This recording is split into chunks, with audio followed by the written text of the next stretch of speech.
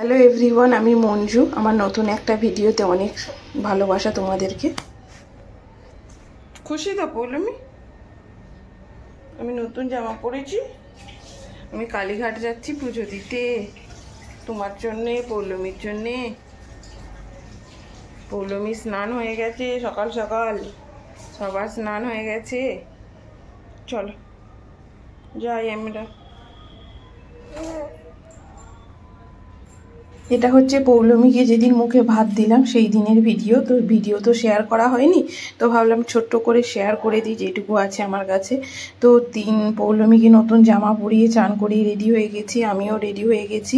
বরের বাইকে করে কালীঘাট চলে যাব। আমাদের এই নিউ আলিপুর থেকে কালীঘাট হচ্ছে 5 থেকে 7 মিনিট লাগবে।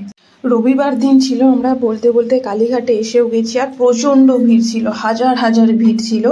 আর প্রচুর পান্ডা পুরোহিত ছাড়া কোনো মতে পুজো দেওয়া সম্ভব ছিল না। বাট আমাদের কোনো কিছুই লাগেনি, একদম আমরা সামনের গেটে চলে গিয়েছিলাম। আমার বর জানতো, সেখান থেকে 5-7 মিনিট মতো লাইনে দাঁড়িয়েছিলাম। তারপর পুলিশ ইন্সপেক্টর ছিল, কলকাতা পুলিশ, যেহেতু পৌলমি ছিল এত বাচ্চা মেয়ে, সেই জন্য আমাদের একদম সামনেই দিয়ে দিয়েছিল। মানে আধ ঘন্টার মধ্যে আমাদের পুজো দেওয়া হয়ে গেছিল। আর তারপর বাড়ি চলেও এসেছি। ভালোটা দেখাচ্ছি সব থেকে, মানে যেটা আসল সেটা হচ্ছে পায়েস, গোবিন্দভোগ চালের পায়েস। মিষ্টি দিয়ে দিয়েছি,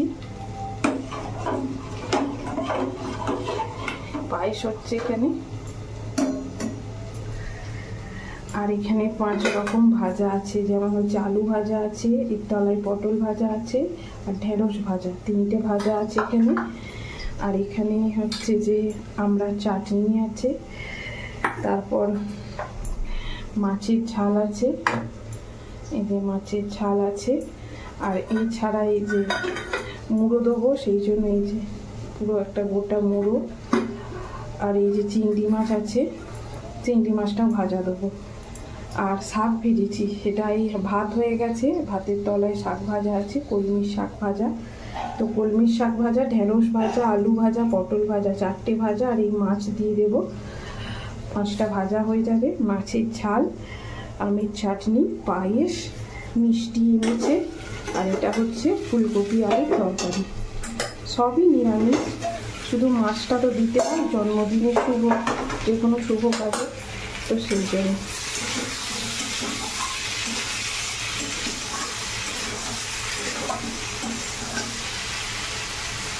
ফুলকপি আলুর তরকারি সব কমপ্লিট, শুধু এই তরকারি দিতে হবে। তারপর ওকে সাজিয়ে গুছিয়ে দেবো, যখন দেবো তখন অবশ্যই ভিডিও করবো।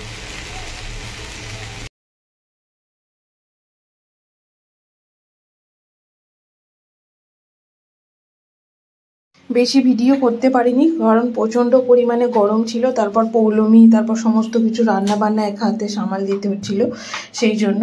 তো আমি, ওর বাবা প্রদীপের তাপ দিয়ে দিল, তারপর আমি দিয়ে দেব, তারপর ওর বাবাই মুখে ভাত দিয়ে দেবে।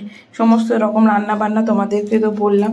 আর দেখো কি সুন্দর লাগছে। ওকে একটা নতুন জামা পরানোর চেষ্টা করেছিলাম, বাট ও পরতে চায়নি। মানে এত গরম করছিল, এত কান্নাকাটি করছিল, সেই জন্য। তো কেমন লাগলো